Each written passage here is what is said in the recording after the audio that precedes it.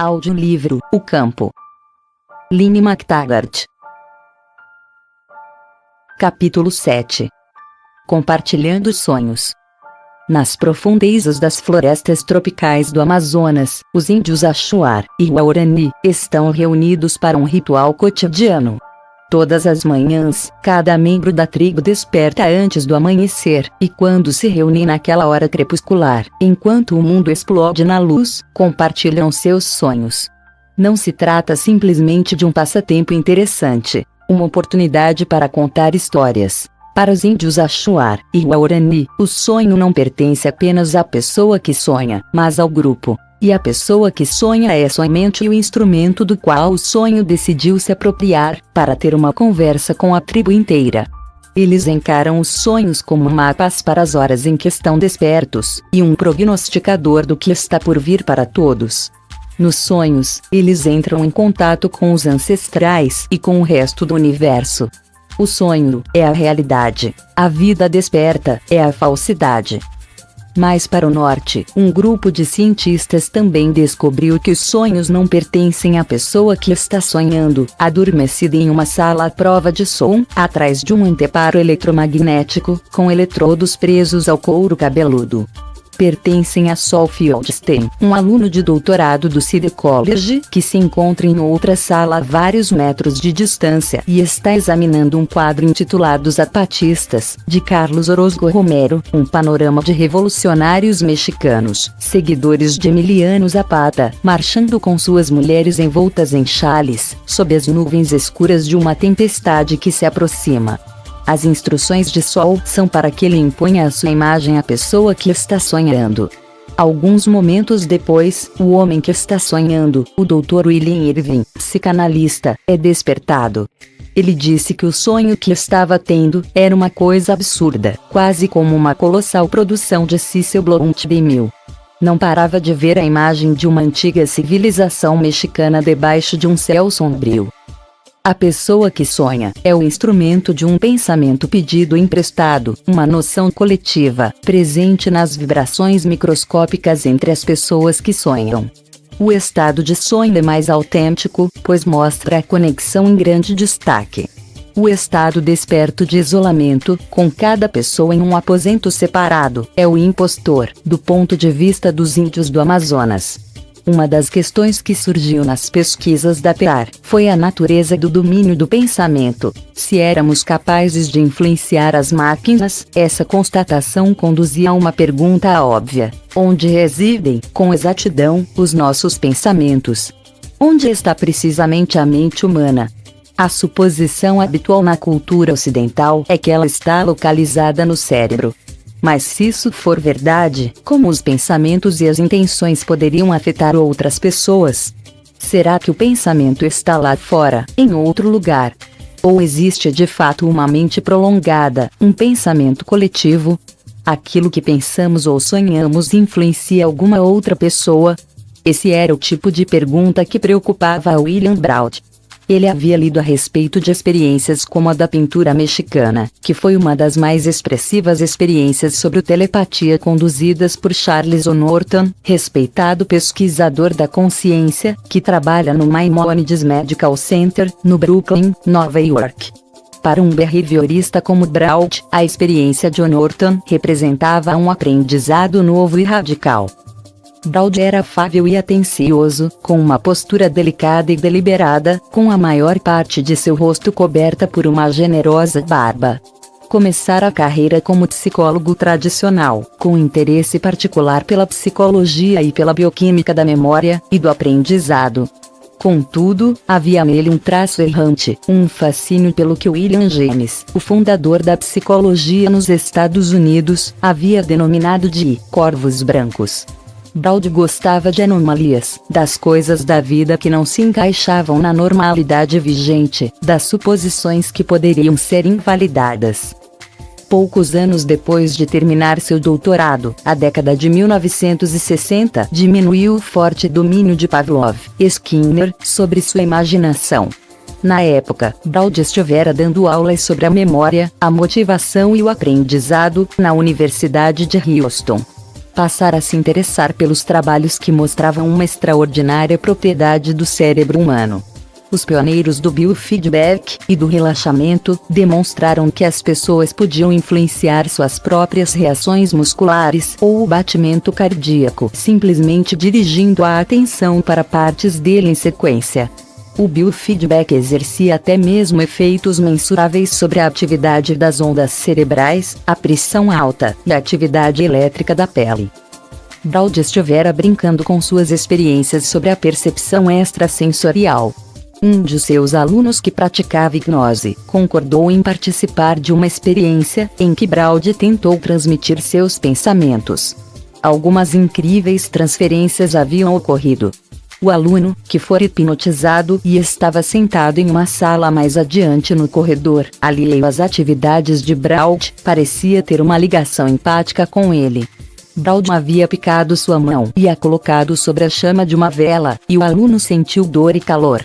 Ele contemplara a imagem de um barco e o aluno mencionou um barco. Braud abriu a porta do laboratório deixando entrar a luz brilhante do sol, o que o aluno também mencionou. Braud conseguira pôr em prática o seu lado da experiência em qualquer lugar, do outro lado do prédio ou a muitos quilômetros de seu aluno que permanecia na sala lacrada, obtendo os mesmos resultados.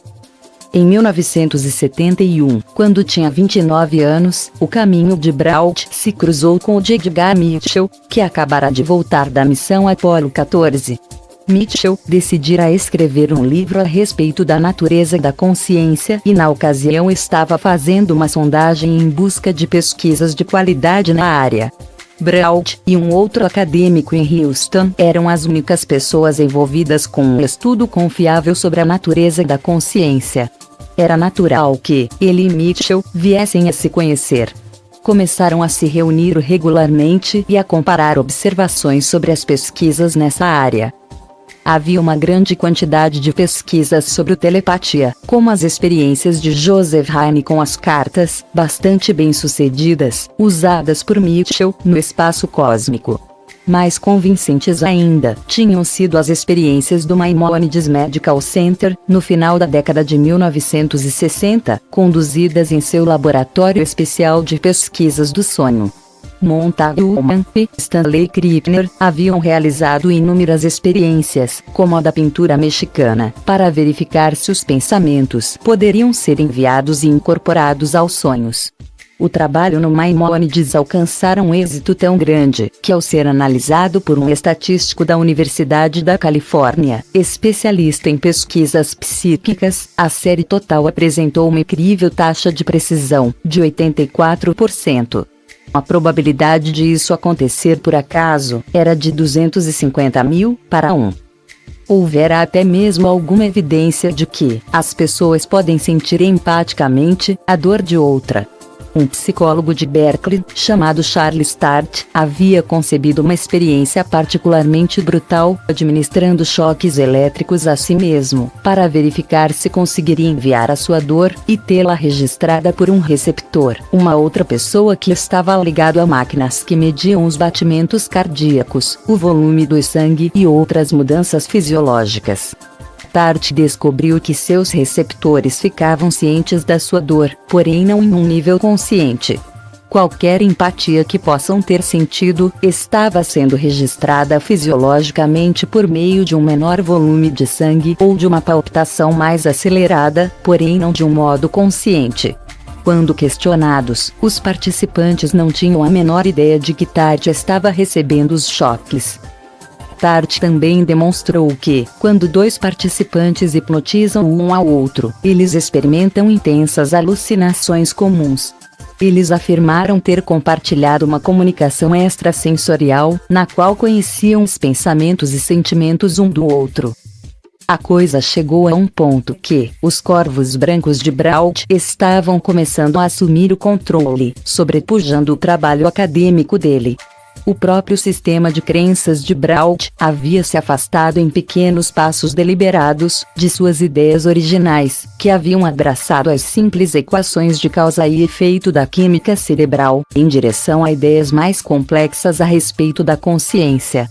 Suas próprias tímidas experiências tinham sido tão impressionantes e expressivas, que o convenceram de que algo bem mais complexo do que as substâncias químicas estava em ação no cérebro, se é que essas coisas estavam acontecendo no cérebro.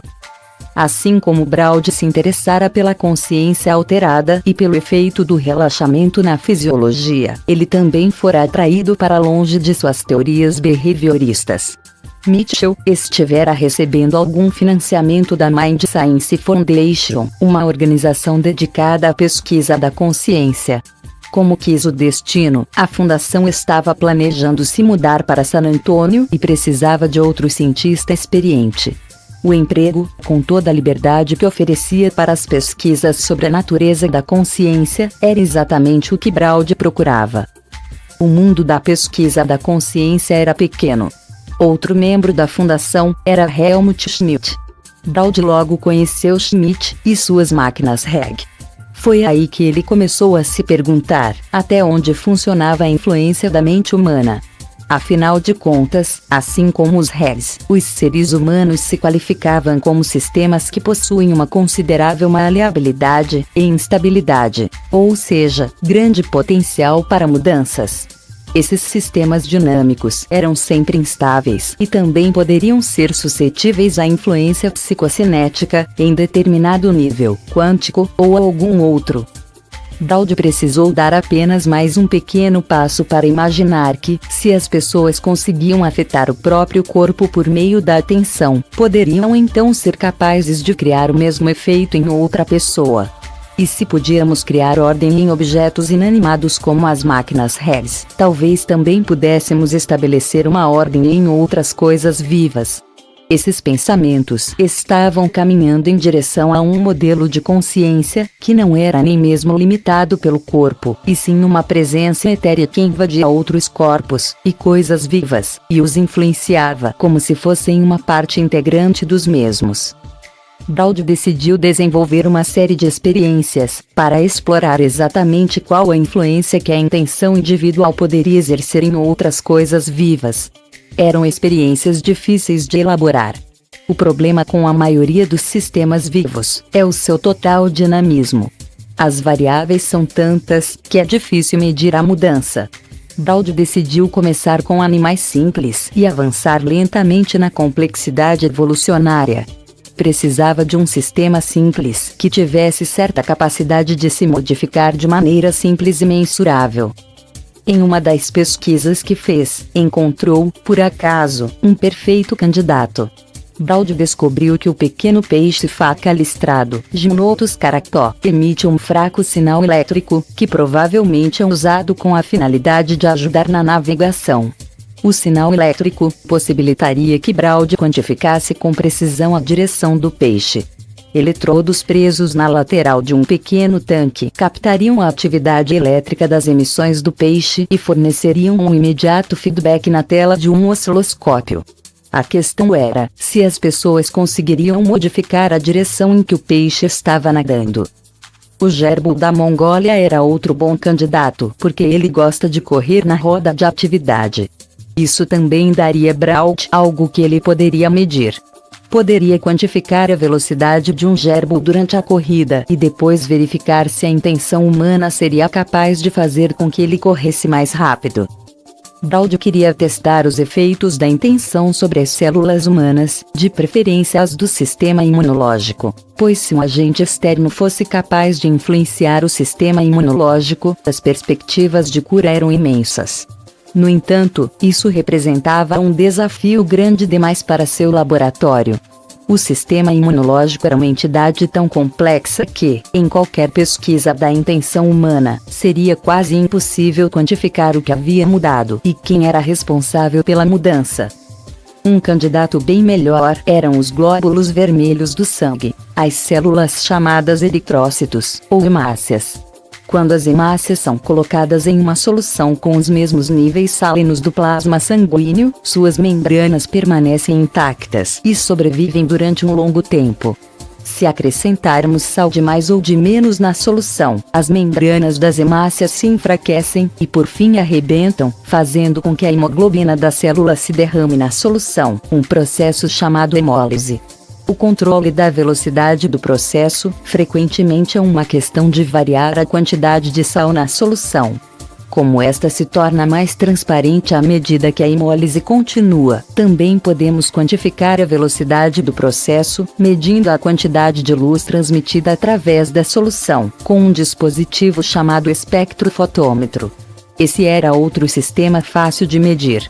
Braud decidiu recrutar alguns voluntários, colocá-los em uma sala distante e analisar se eles conseguiriam proteger essas células e impedir que elas se rompessem, reduzindo a velocidade da hemólise, depois de uma quantidade fatal de sal ter sido adicionada ao tubo de ensaio. Todas essas experiências foram bem-sucedidas. Os voluntários de Braud conseguiram mudar a direção dos peixes, acelerar os gerdos e proteger as hemácias em um grau significativo.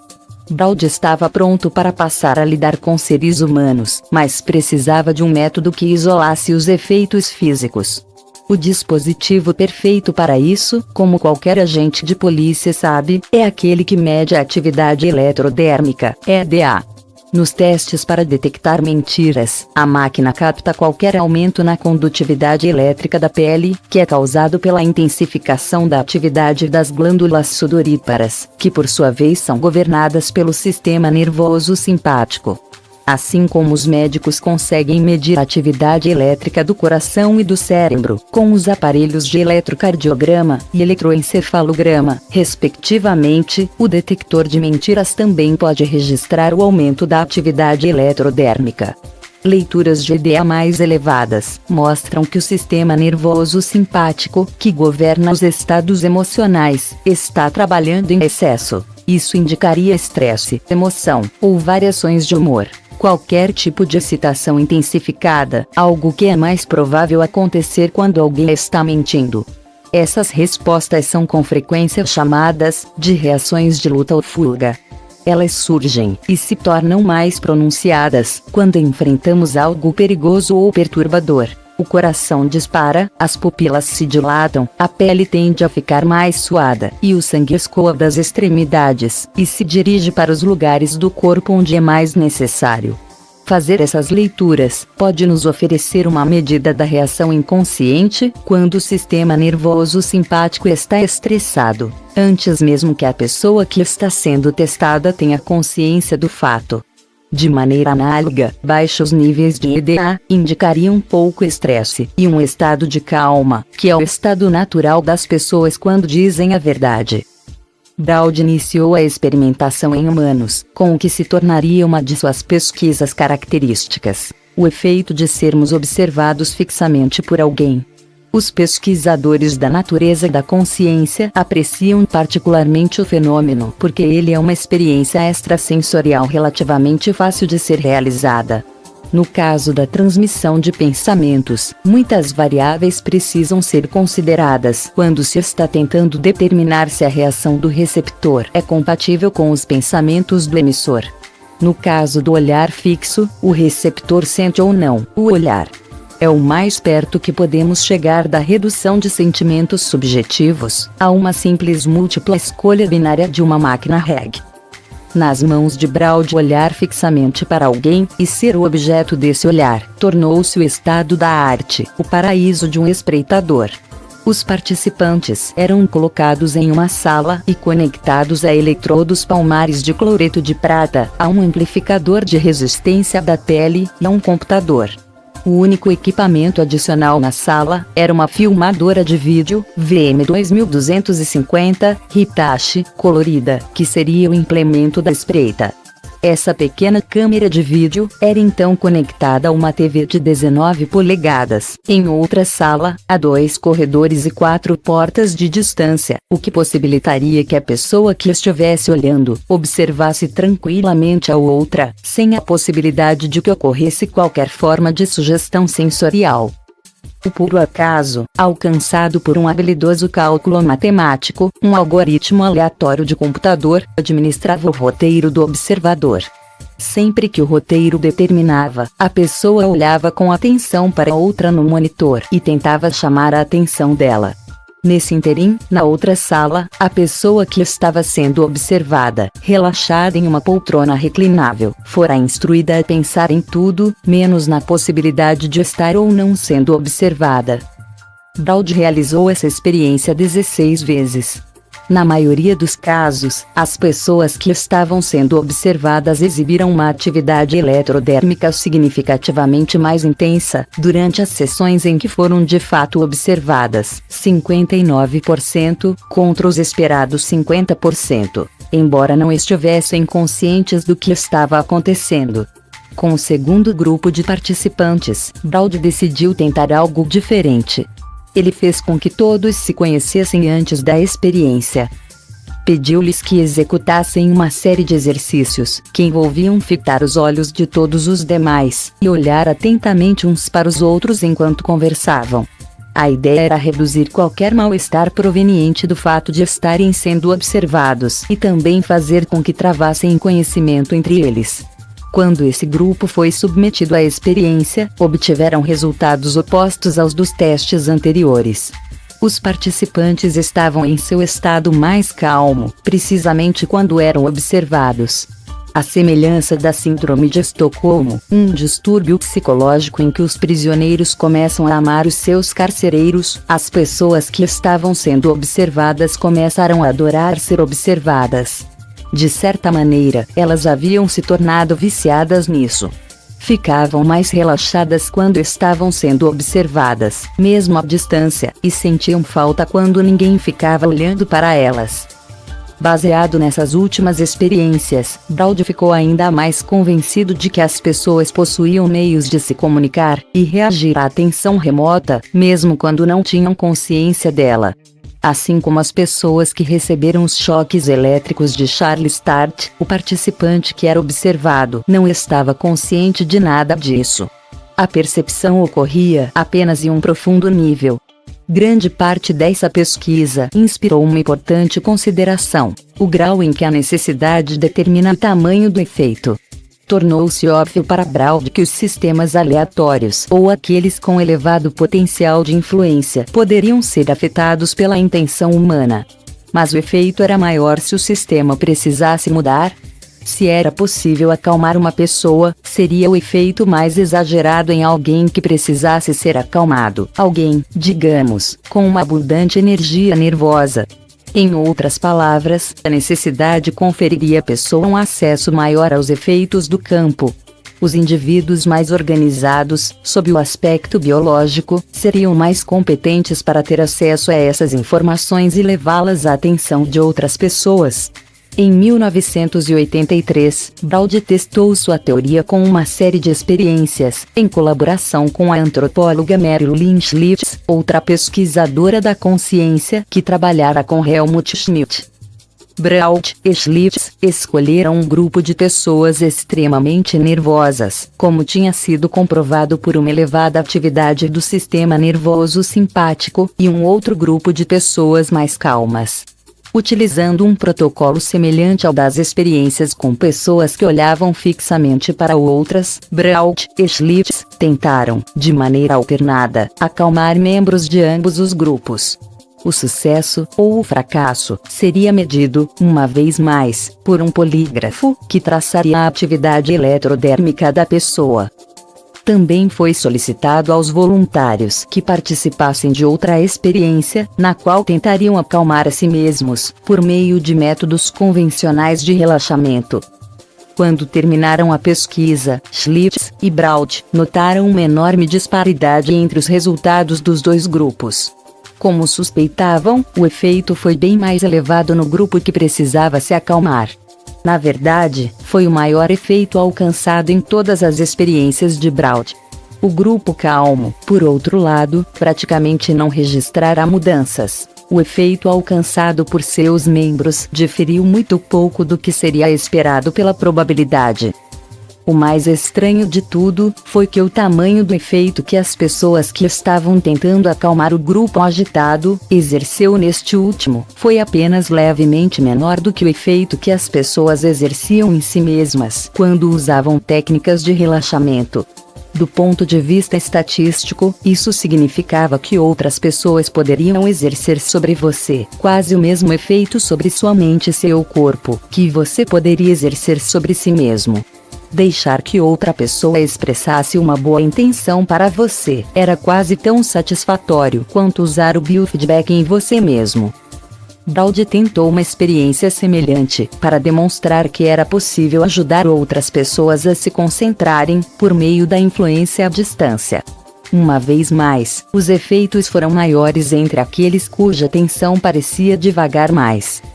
A meta-análise é um método científico para avaliar se um efeito observado é real e significativo, reunindo os dados de um grande grupo de experiências individuais, frequentemente discrepantes. Na verdade, ele combina experiências isoladas, que podem às vezes ser desprezadas, por serem consideradas pequenas demais para que sejam consideradas definitivas em uma experiência gigante. Embora a comparação de experiências de diferentes formas e tamanhos encerre problemas, ela pode nos dar uma ideia sobre a dimensão do efeito que estamos examinando. Schlitz e Braude haviam conduzido uma meta-análise com todos os estudos que conseguiram encontrar acerca do efeito da intenção sobre outras coisas vivas. Pesquisas realizadas no mundo inteiro tinham revelado que a intenção humana era capaz de influenciar bactérias, leveduras, plantas, formigas, camundongos e ratos, gatos e cachorros, preparações celulares humanas e a atividade das enzimas. Estudos realizados em seres humanos haviam mostrado que um grupo de pessoas conseguirá interferir com sucesso no movimento dos olhos, nos movimentos motores amplos, na respiração, e até mesmo nos ritmos cerebrais de outro grupo.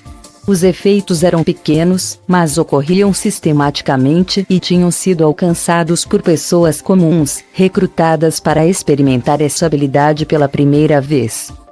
No geral, de acordo com a meta-análise de Schlitz e Braude, as experiências apresentaram um índice de sucesso de 37%, quando o resultado esperado, gerado pelo acaso, era de 5%. As experiências exclusivamente de EDA apresentaram um índice de sucesso de 47%, quando comparadas com o resultado esperado de 5% gerado pelo acaso. Esses resultados forneceram a Braude várias pistas importantes sobre a natureza da influência à distância.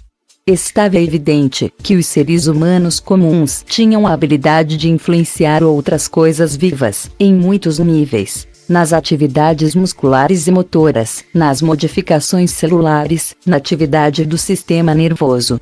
Esses estudos sugeriam outra estranha possibilidade: que a influência aumentava de acordo com sua importância para o influenciador, ou com o quanto este era capaz de estabelecer uma relação com o objeto da influência.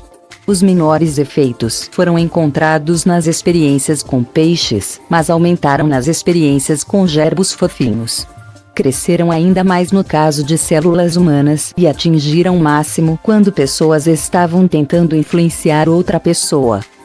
No entanto, o maior efeito de todos ocorria quando as pessoas a serem influenciadas, de fato precisavam que isso fosse feito. As que necessitavam de algo, como ficar mais calmas, ou se concentrar, pareciam mais receptivas à influência do que as outras. Além disso, o mais estranho de tudo era que a influência de uma pessoa sobre outras era apenas levemente menor do que a influência delas sobre si mesma. Braude chegou a presenciar casos de telepatia durante as sessões. No início de determinada sessão, um influenciador comentara por acaso que o registro eletrodérmico do objeto estava tão organizado que o fazia lembrar uma banda alemã de technopop, chamada Kraftwerk. Quando Braude voltou à sala da receptora, no final da sessão, a primeira coisa que ela disse foi que, no início da sessão, por algum motivo bizarro, não parara de pensar no Kraftwerk. Esse tipo de associação estava se tornando a norma no trabalho de Braude, e não a exceção. Todos os cientistas envolvidos com a pesquisa da consciência pensavam na mesma coisa. Porque algumas pessoas tinham uma maior capacidade de exercer uma influência, e porque algumas condições eram mais propícias à influência do que outras. Era como um labirinto secreto, ao longo do qual certas pessoas conseguiam se deslocar com mais facilidade do que outras. Jean e Dunne haviam descoberto que as imagens arquetípicas, ou míticas, que acionavam o inconsciente, produziam os mais intensos efeitos psicocinéticos.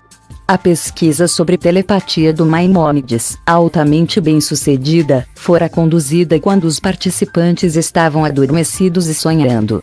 Mesmo quando fazia tentativas superficiais, Braud obteve grande sucesso durante a hipnose. Tanto nas experiências de TART como nos experimentos de observação à distância, a comunicação ocorrera subconscientemente, sem que o receptor tivesse noção do que estava acontecendo.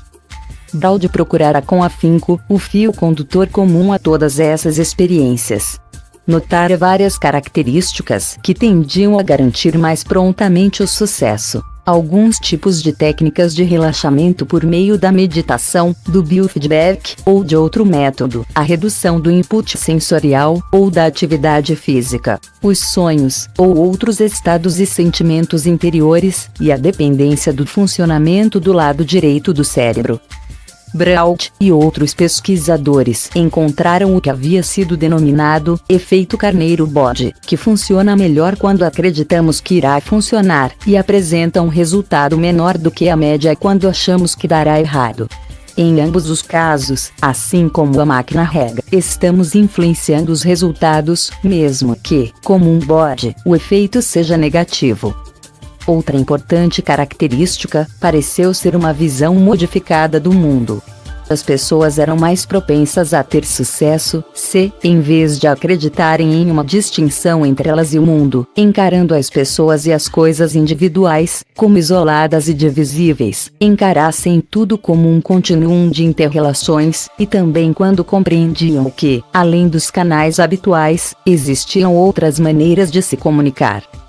Tudo indicava que quando o lado esquerdo do cérebro era acalmado e o direito passava a predominar, as pessoas comuns poderiam obter acesso a essas informações. Braud havia lido os Vedas, a Bíblia indiana dos hindus antigos, que descrevia os siddhis, ou eventos psíquicos que ocorriam durante estados meditativos profundos. No estado mais elevado, a pessoa que medita experimenta sentimentos de um tipo de conhecimento onisciente, uma sensação de enxergar todos os lugares ao mesmo tempo. A pessoa entra em um estado de união com o objeto único que está sendo focalizado. Ela também experimenta a habilidade de alcançar consideráveis efeitos psicocinéticos, como levitar e mover objetos à distância. Em quase todos os casos, o receptor havia eliminado o bombardeamento sensorial do dia a dia e entrado em contato com uma fonte profunda de receptividade alerta. Seria possível que essa comunicação fosse como qualquer outra forma comum de comunicação, e nós simplesmente não a ouvimos porque o barulho de nossa vida cotidiana o impede? Braud compreendeu que se conseguisse criar um estado de privação sensorial em uma pessoa, a mente dela talvez notasse os efeitos sutis não percebidos pelo cérebro tagarela ordinário. Será que a percepção melhoraria se a privássemos dos estímulos habituais? Isso nos daria acesso ao campo. Essa era exatamente a teoria do Yogi Maharishi Mahesh, fundador da meditação transcendental. Várias pesquisas que examinaram o efeito da meditação transcendental no cérebro, realizadas pelo Laboratório de Neurocibernética do Instituto de Pesquisas do Cérebro de Moscou, revelaram um aumento em áreas do córtex que participam da percepção de informações, assim como no relacionamento existente entre os hemisférios esquerdo e direito do cérebro. As pesquisas sugerem que a meditação abre um pouco mais as portas da percepção. Braud ouvira falar em Ganzfeld, palavra alemã que significa campo completo, um método de desligar o input sensorial, e começou a realizar experiências de percepção extrasensorial, utilizando um protocolo Ganzfeld clássico. Seus voluntários sentavam-se em uma confortável poltrona reclinável, em uma sala à prova de som, com uma iluminação suave. Meias esferas, semelhantes a bolas de ping-pong partidas ao meio, eram colocadas sobre os olhos das pessoas, que usavam fones de ouvido que tocavam uma estática contínua e silenciosa. Braud pediu aos voluntários que falassem durante 20 minutos, a respeito de quaisquer impressões que surgissem em suas mentes. A partir daí, a experiência seguia a estrutura usual de uma experiência de telepatia. O palpite de Braud revelou-se correto. As experiências Ganzfeld estavam entre as mais bem-sucedidas de todas. Quando os experimentos do próprio Braud foram combinados a 27 outras, 23, ou 82%, produziram índices de sucesso mais elevados do que se esperaria de resultados meramente probabilísticos. O efeito tamanho médio foi de 0,32, igual ao efeito tamanho do Rega, da PR. Importantes mudanças no pensamento muitas vezes ocorrem com um sincronismo interessante. Charles O. Norton, da Clínica Maimonides, no Brooklyn, e Adrian Parker, psicólogo da Universidade de Edimburgo, vinham refletindo exatamente sobre a mesma coisa que Braud, e também começaram a examinar o Ganzfeld como um meio de explorar a natureza da consciência humana. A meta-análise combinada de todas as experiências Ganzfeld produziu um resultado cuja ocorrência era de 10 bilhões para 1, em relação ao mero acaso. Braud até mesmo experimentou algumas premonições, quando usou o Ganzfeld em si mesmo. Certa noite, enquanto estava sentado no chão da sala de seu apartamento, em Houston, com as meias bolas de ping-pong e os fones de ouvido devidamente no lugar, ele de repente teve uma intensa e vívida visão de uma motocicleta com faróis altos andando em ruas molhadas. Pouco depois de Braud encerrar a sessão, sua mulher voltou para casa. No exato momento em que ele tivera a visão, disse ela ao marido, ela quase colidira com uma motocicleta. Ela se viu diante de uma luz forte de farol e as ruas estavam encharcadas por causa da chuva. Pensamentos a respeito da importância de seu trabalho se infiltraram na mente de Braud e provocaram uma inquietante constatação. Se éramos capazes de determinar que coisas boas acontecessem a outras pessoas, talvez também pudéssemos fazer com que coisas ruins ocorressem. Existiam muitos relatos sobre os efeitos do voodoo, e fazia bastante sentido, levando em conta os resultados experimentais que ele vinha obtendo, que as más intenções pudessem causar algum efeito. Será que poderíamos fazer algo para nos proteger delas? Alguns trabalhos preliminares de Braud o tranquilizaram. Uma de suas experiências demonstrou que era possível bloquear ou impedir qualquer influência que não desejássemos. Isso era possível, por meio de estratégias de proteção. Poderíamos visualizar um escudo seguro, ou protetor, ou ainda uma barreira, ou anteparo, que impediria a penetração de tal influência. Nessa experiência, era dito aos participantes que se protegessem contra a influência de 2 pesquisadores que tentariam aumentar os seus níveis de EDA. O mesmo foi tentado com outro grupo, só que desta vez não foi recomendado aos participantes que bloqueassem qualquer influência remota. As pessoas que estavam tentando exercer a influência não tinham ciência de quem estava ou não bloqueando as tentativas. No final do experimento, o grupo protegido demonstrou bem menos efeitos físicos do que aqueles que simplesmente se deixaram ser afetados. Todo o trabalho inicial da percepção extrasensorial havia criado uma espécie de rádio mental, no qual um participante enviava pensamentos para outro. Braud agora acreditava que a verdade era bem mais complexa. Parecia que as estruturas mentais e físicas da consciência do emissor eram capazes de exercer uma influência ordenadora no receptor menos organizado. Outra possibilidade era que ela estivesse presente o tempo todo, em algum tipo de campo, como o campo de ponto zero, que poderia ser utilizado e mobilizado quando necessário. Essa era a opinião de David Bohm, que postulara que todas as informações estavam presentes em um domínio invisível, ou realidade superior, à ordem implícita, mas que informações ativas podiam ser convocadas, como uma brigada de incêndio, nos momentos de necessidade, quando seriam necessárias e significativas. Braud desconfiava que a resposta poderia ser uma combinação dessas duas últimas coisas, um campo de todas as informações e a capacidade dos seres humanos de fornecer informações que ajudariam a ordenar melhor outras pessoas e coisas.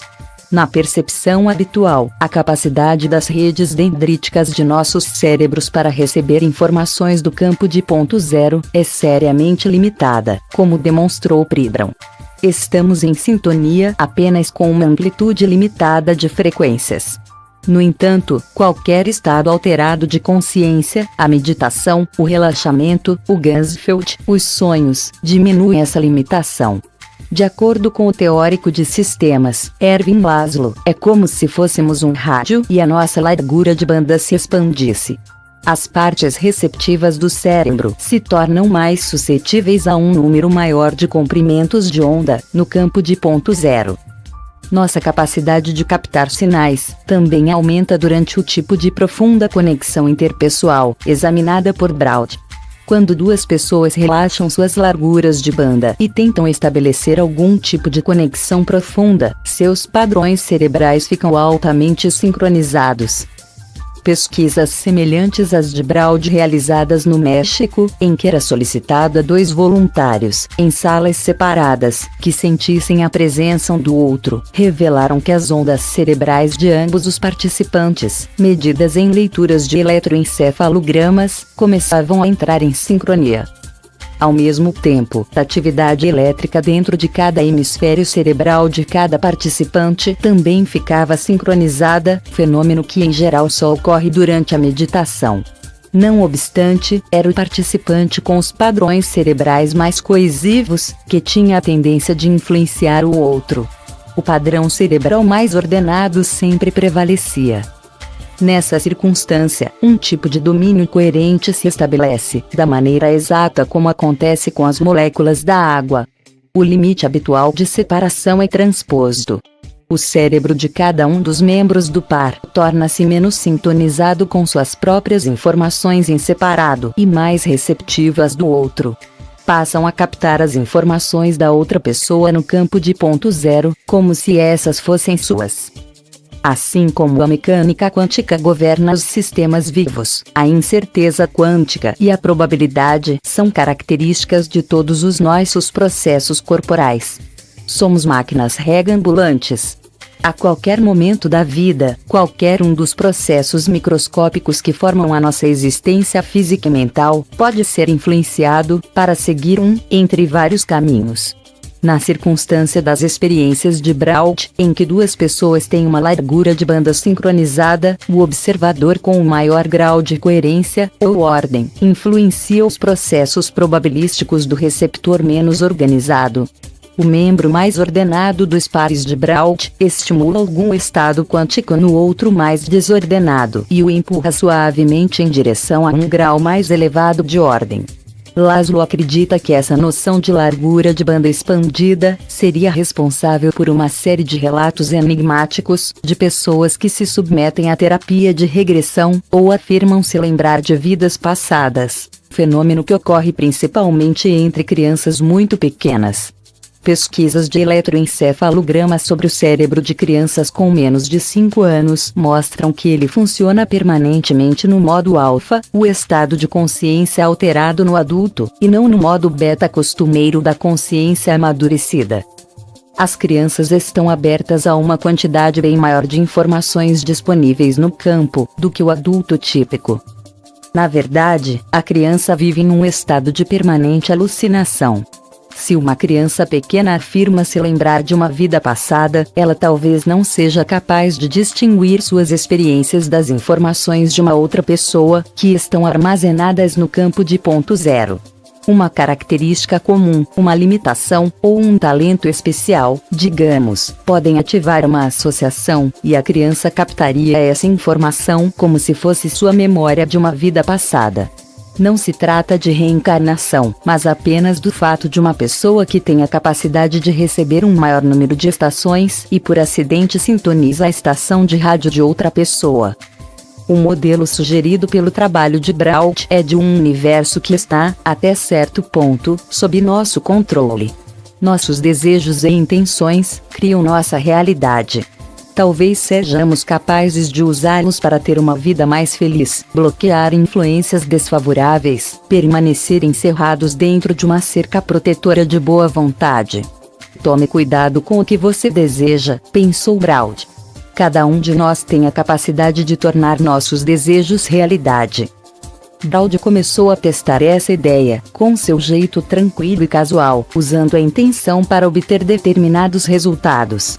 O processo só parecia funcionar quando ele usava uma forma suave de desejar, e não uma intensa determinação. Era como quando tentamos forçar o sono. Quanto mais nos esforçamos, mais interferimos no processo. Braud tinha a impressão de que os seres humanos operavam em dois níveis, o do esforço concreto e motivado, do mundo do dia a dia, e do mundo relaxado, passivo e receptivo, o campo, e os dois pareciam incompatíveis. Com o tempo, quando os resultados que Braud desejava pareceram ocorrer com mais frequência do que o esperado pelo acaso, ele adquiriu a reputação de ser pé quente.